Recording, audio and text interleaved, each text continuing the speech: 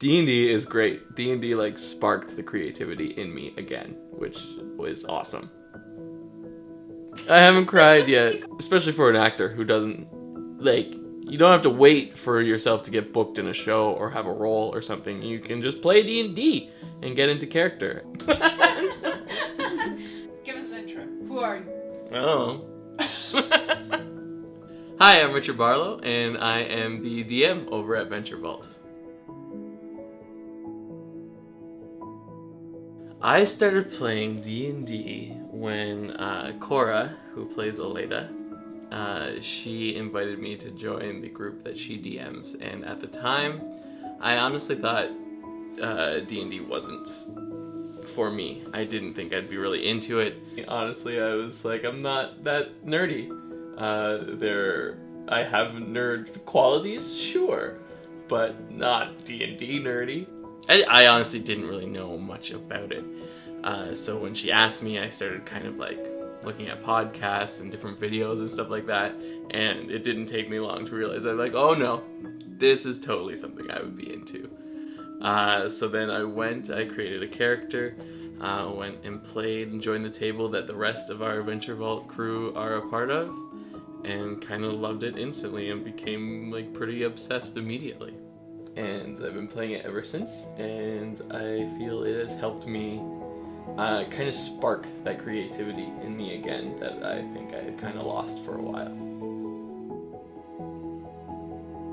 My initial concept for creating the campaign is I just kept thinking about like, what would I like to do? What would I have fun playing? For this campaign, I mean, this is the first time I ever DM, and I kind of tried to look around at different campaigns, even some like movies and video games that I would really like, and I kind of decided pirates. I want to do something pirate themed, and then from there it was kind of like, well, what can we do as pirates other than just sail around and fight? Like, they need a reason to sail around. So it was kind of like, okay, they have to collect things.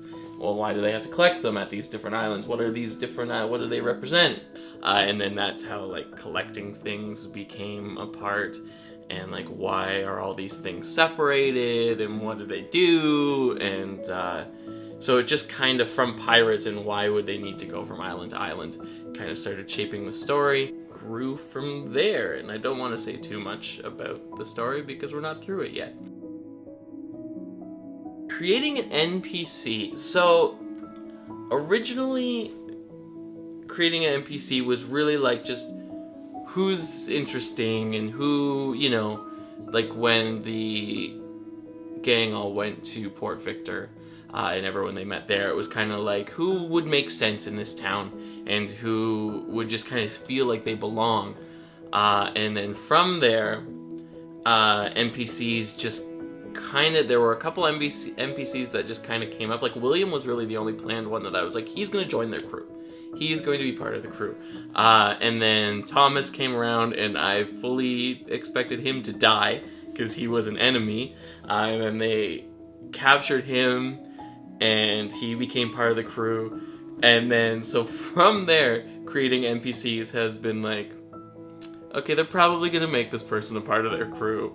So what kind of interesting dynamic, and how can I make them either goofy or just have something that like would really kind of mix things up with the rest of the party? Like, how I had this idea after we got William and Thomas that I want this to be the most like ragtag misfit crew that there's ever been sailing together.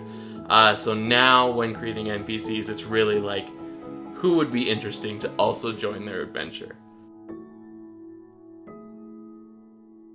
My favorite moment, I really like I created this storyline, but I like collaborating and working with other people. So like when I can bring in other characters' backstories into something to match up with the storyline, that's always my favorite. So like the entire thing with Imral on the Royal Decree, and everything that was happening with Dietrich and Caladir, you know, meeting Dietrich's sister and having it be like a really emotional kind of event, especially for Dietrich, and then, you know, also what happened with Caladir there.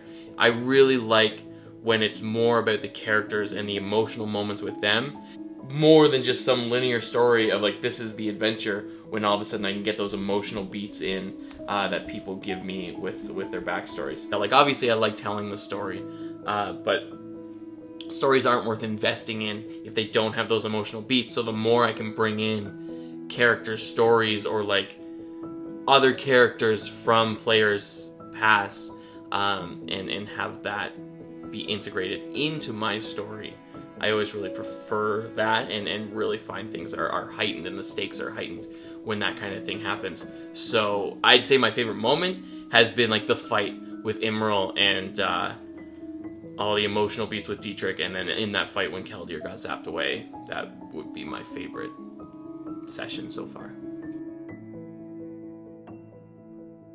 My favorite dynamics between the characters. My favorite dynamic, I have like a few favorite dynamics. There's so many of them, I don't know which one is like my favorite. The thing that I think stands out to me as like every time it happens, I kind of like giggle, is every time, and I think it's because maybe this was planned, but I feel like it's kind of just happened naturally, how Keldir is with everyone. Because he's kind of become like the dad or like the older brother, almost authority figure of them. As far as like between each character, I really like what Rune and Greya have going on. I also like what's forming between Dietrich and Aleda, and I think a lot of like interesting things can come from that I'm excited to see what happens there. Yeah, those are kind of, it's kind of like Keldir with everybody because he's like the dad of the group, and then individually it's Dietrich and Aleda, Rune and Greya. The NPC that I would most see myself in is William. I created him, you know, he is, obviously he's very short, I'm not very short, but he is like stocky and like well built, so like he looks like he could probably handle himself in a fight, but he doesn't want to fight, he hides, he's just a nice guy, and that's kind of me. Like, I'm a big guy, but if you ask me to fight, I'll cry. I will say though, like lately, William has been like kicking ass, but it's just because he's rolling really well, and I like to think that would be me in a fight, but I'd probably in real life just roll a bunch of nat ones and knock myself out. I'm most like William, and he likes to have a good time, and he likes to just enjoy life. And he was really the only one I was planning on having become part of the crew, and then since then, obviously, they have collected more NPCs. I'm still new as a DM, so I feel like it's not as it should be when I'm prepping. My DM process is probably one that a lot of people would judge because they would think I don't prep enough, because I don't write anything down. I really never have in my life, because I very much have in mind, like, this is where they're gonna go in this session. So if they ever really threw things off, I would be ill-prepared. You know, I know the world well enough that, and I'm trained in improv, so I could handle it if they totally did something I wasn't expecting. Like, I prepared the story as a whole, and I know each island they're going to. So a typical day now before we do a session is making sure I have everything that they might run into in terms of, like, you know, if there's any specific minis I need, if there are stat sheets that I need, and just making sure that's all set up. I kind of play out all the scenarios in my head of, okay, what are some things that they could do, and where will that go? What encounter will they face if they do this, and what will happen with this? Doing any, like, art that needs to be done, I prefer, you know, obviously if they have a map to look at, that's better. So if I try to prepare all that stuff. So I just kind of try in my head to think, okay, if this is what they're doing today, what are some things that they could throw at me, and how will I handle that? They always still surprise me with things, but I try to just really spend as much time as I can going over every scenario that could possibly happen, and having a general idea of where that will bring them and what they'll encounter if that happens. It's just me sitting in my head. Like, if you were to come over and I was prepping a story for D&D, you would think there's something wrong with me, because I'd probably just be sitting on a couch, like,